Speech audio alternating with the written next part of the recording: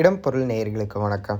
சிந்து பைரவி சீரியலோட மே 26 இன்னைக்கு எபிசோடோட ரிவ்யூ தான் பார்க்க போகிறோம். எபிசோடு எங்கே ஆரம்பிச்சது அப்படின்னு பார்த்தோம்னா, பைரவி இருக்கார்ல, அவள் வந்து ஊருக்கு போகணும், அதாவது பெங்களூர் வரையில் போகணும் அப்படிங்கிற மாதிரி வந்து ஆறுமுத்திட்ட கேட்க, அவன் வந்து சீன் போட்டுட்ருக்கிறான். அறுவடை இருக்குது, அது இருக்குது அப்படிங்கிற மாதிரி சொல்லி சீன் போட்டுட்ருக்கான். எப்படி வருதுன்னு தெரியல அப்படிங்கிற மாதிரி சொன்னோடனே, சரி எங்கள் அப்பாவை கூப்பிட்டு போயிருக்கேன்ட்டு அவள் போயிடுறா அப்படின்ட்டு இருக்க. ஐயோ தெரியாமல் தனமாக இப்படி பேசிட்டோமே, பிகு பண்ணதுக்கு இப்படி ஆயிடுச்சு அப்படின்ட்டு அவன் போயிட்டு, சரி நீ இவ்வளோ கேட்குற, ஃபஸ்ட் டைமு வெளியே போகிற, அதனால் நானே வரேன் அப்படிங்கிற மாதிரி சொல்கிறான். அதெல்லாம் ஒன்றும் தேவையில்ல, எங்கள் அப்பா கூப்பிட்டு போகிறேன், நீ யார் வீடியோ பாரு அப்படிங்கிற மாதிரி சொல்லிட்டு கிளம்புறான். ஐயோ மறுபடியும் வந்து பல்ப் ஆயிடுச்சு அப்படின்ட்டு மறுபடியும் போயிட்டு, உங்கள் அப்பாவை எதுக்கு டிஸ்டர்ப் பண்ணிவிட்டு, அவரே வயசானவர் அப்படிங்கிற மாதிரி சொல்லிவிட்டு அப்படி ஒரு பிட்டை போட்டு பார்க்குறான். அதுக்கும் வந்து அதெல்லாம் ஒன்றும் தேவையில்ல, நீ அறுவடையை பாருன்ட்டு போயிடுறா. அவங்க அம்மா வராங்க, என்னடா தனியாக நின்று பேசிகிட்டு இருக்க அப்படிங்கிற மாதிரி கேட்க, இந்த மாதிரி பிகு பண்ண போயிடுச்சு அப்படிங்கிற சொல்ல, என்ன பண்ணுவே தெரியாதுப்பா, நீ அவள் கூட போகிற அப்படிங்கிற மாதிரி சொல்லி அவங்க அம்மா ஸ்ட்ரிக்டாக சொல்லிட்டு போயிடுறாங்கன்ட்டு இருக்க.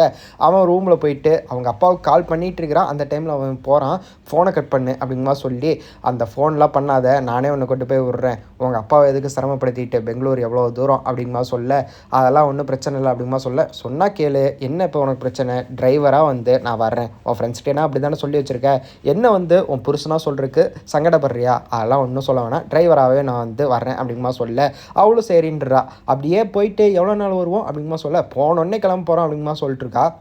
அதெல்லாம் ஒன்றும் வேணாம், அங்கே ஏதாவது சுற்றி பார்த்துட்டு வரலாம் அப்படிங்கமா சொல்ல, சுற்றி பார்க்கறது எனக்கு ஓகே, ஆனால் டிரைவராக நீ வந்தால் ஓகே அப்படிங்கமா சொல்லுறான். ஓ கட்டின பொண்டாட்டி ஒன்று நான் வந்து இப்படி டிரைவர் அப்படிங்கிற மாதிரி நானே சொல்கிறேன், அதெல்லாம் இல்லை அப்படின்னு சொல்ல மாட்டேங்கிறேன், நீயும் வந்து டிரைவர்னு வேறு சொல்கிறேன் என்ன அப்படிங்கிற மாதிரி வந்து மனசில் நினச்சிட்டு இருக்கான் இருக்க. அப்படியே அங்கே கட் பண்ணி இன்னொரு சைடு வந்து சிட்டு வந்து சிலிண்டர் மாற்றிட்டு இருக்கா, சிலிண்டர் தீர்ந்துருச்சுன்ட்டு இன்னொரு சிலிண்டரை ஆன் பண்ணி வச்சுட்டு வந்து போயிட்டுருக்கிறா அவ பாட்டுக்கு. அந்த இடத்துல வந்து பற்ற வைக்கலாம் அப்படின்ட்டு வர்றா. அதாவது இவ இருக்கிறாள்ல சிந்து, அவள் வந்து கேஸ்க்கு வந்து பற்ற வைக்கலாம் அப்படிங்கிற மாதிரி வர்றா, என்னத்துக்கு டீ போடுறதுக்கு. அந்த டைமில் வந்து ஸ்மெல் அடிக்கிறது அவன் நோட் பண்ணுறா, கதவெல்லாம் திறந்து வச்சுட்டு வேலை பார்த்துட்டு இருக்கிறான் இருக்க. ஏதோ சிலிண்டர் லீக் ஆகுது போல் அப்படின்ட்டு அவர் வேலை பார்த்துட்ருக்கா. கேஸ் பற்ற வைக்கிறதுக்கு முன்னாடி சிவா வந்து அதை வந்து ஏதோ ஸ்மெல் பண்ணி அவன் வந்து கண்டுபிடிச்சி வெளியே கூட்டிகிட்டு வந்து இந்த மாதிரி லீக் ஆகிறது கண்டுபிடிச்சி ஆஃப் பண்ணிடுறான் அப்படின்ட்டு இருக்கேன். ஏன்டி இவ்வளோ வந்து அறிவு இல்லாமையாடி இருப்பேன் அப்படிங்கிற மாதிரி தான் இந்த அவளை பார்க்குறக்கு. ஆனால் சிவா வந்து சப்போர்ட் பண்ணுறதுக்காக இந்த ஒரு சீனை வச்சுருக்கிறாங்க அப்படிங்கிற மாதிரி தெரிஞ்சது. மகா நின்று வேடிக்கை பார்த்துட்டு இருக்காங்க. விட்டுருந்தா செத்து போயிருப்பா, அவளை விட்டுட்டு போய் காப்பாற்றிட்டு இருக்கான் அப்படிங்கிற மாதிரி சொல்ல, அன்னைக்கு கத்தி குத்து வாங்கினால அன்னையிலேருந்தே அண்ணனுக்கு வந்து அவன் மேலே வந்து ஒரு பாசம் வந்துடுச்சு அப்படிங்கிற மாதிரி வந்து ஐஸ்வர்யா சொல்லிட்டு இருக்கிறா. அன்னபூர்ணி வந்து கூப்பிட்டு, ஒன்ட்ட தானே மகா இந்த பொறுப்பெல்லாம் கொடுத்துருக்கேன், எதுக்கு வந்து சிட்டுவெல்லாம் மாற்ற விட்றா, அவள் சின்ன பொண்ணு, அவளுக்கு என்ன தெரியும் அப்படிங்கிற மாதிரி சொல்லி, மகா நீ இனிமேல் இதெல்லாம் நீ பார்த்துக்கோ அப்படிங்கிற மாதிரி சொல்லிடுறாங்க. பார்த்துக்கிறேன் அப்படிங்கிற மாதிரி சொல்லிட்டு இருக்கிறாங்கன்னு இருக்க. அந்த இடத்துல கட் பண்ணால் அப்படியே வந்து இந்த சைடு வந்து சிந்து வந்து ஏமாற்றி சைன் வாங்கினாங்கல்ல டைவர்ஸ் நோட்டீஸை, அந்த நோட்டீஸை காமிச்ச அவங்க அப்பாட்ட பேசிகிட்டு இருக்காங்க, ஸ்னேகாவோட அப்பாட்ட பேசிகிட்டு இருக்காங்க. இதை வந்து என் லாயர் பார்த்து பாரு, இதுக்கப்புறம் ஈஸியாக டிவோர்ஸ் வாங்கிடலாம் அப்படிங்கிற மாதிரிலாம் பேசிகிட்டு இருக்கிறாங்க. ஏமாற்றி கல்யாணம் பண்ணிட்டா அப்படிங்கிறனால வந்து ஈஸியாக டிவோர்ஸ் வாங்கிடலாம் அப்படிங்கிற மாதிரி வந்து பேசிகிட்டு இருக்காங்க. ஆனால் அதெல்லாம் நடக்கவே நடக்காது. இன்னொரு சைடு வந்து ஹாஸ்பிட்டலில் வந்து ஸ்னேகாவும் அவன் கூட ஒருத்தர் இருந்தான்ல, அவனும் சேர்ந்து அந்த டாக்டரும் சேர்ந்து ஒரு பாட்டிகிட்ட வந்து ஆப்ரேஷன் பண்ணதுக்கு நல்லா இருக்கா அப்படிமா கேட்டுட்டு பில்லை கொடுக்குறாங்க.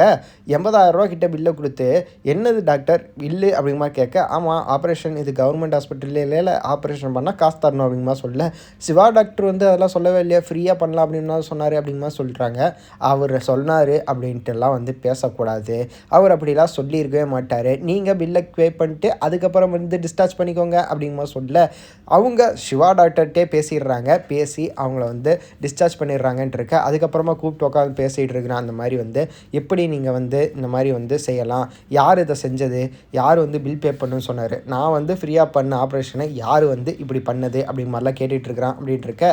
ஸோ அது யாருன்னு தெரியல, விசாரிக்கிறான் அப்படிங்கிற மாதிரி ஸ்னேகா வந்து சொல்லிவிட்டு மனசுக்குள்ளே நினச்சிட்டு இருக்கா, கல்யாணம் ஆகிறவர்கள் தான்டா, அதுக்கப்புறம் பாரு இதெல்லாம் வந்து என்கிட்ட வேலைக்கே ஆகாது அப்படிங்கிற மாதிரி பேசிகிட்டு இருக்கான். என்ன பண்ண போகிறாலோ தெரில, வெயிட் பண்ணி பார்த்துடலாம்ப்பா. இதுக்கடுத்ததான் வந்து தொடரும் அப்படின்னு போட்டு முடிச்சதுக்கப்புறமா நாளை அப்படின்னு போட்டு சின்ன கிளிம்ஸ் ஒன்று காமிச்சிருந்தாங்க.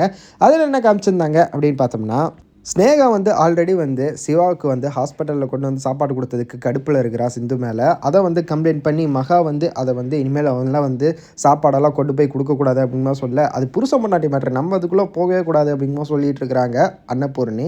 அப்புறம் சிவாவே அந்த டைமில் வர்றப்ப அவகிட்டே வந்து கேட்குறாங்க, அவன்கிட்டே கேட்குறாங்க, என்னப்பா பொண்டாட்டி உனக்கு சமைச்சு கொடுக்குறது உனக்கு எதோ பிடிக்கலையா என்ன அப்படிங்கிற மாதிரி, அதெல்லாம் பிடிச்சிருக்குதே அப்படிங்கிற மாதிரி, அப்போ ஹாஸ்பிட்டலுக்கு தினமும் அவளே வந்து லஞ்சு கொடுத்துடலாம்ல அப்படிங்கிற சொல்ல, அதெல்லாம் கொடுத்துடலாம் அப்படிங்கிற மாதிரி வந்து அவள் வந்து சொல்லிடுறான் அப்படின்ட்டு.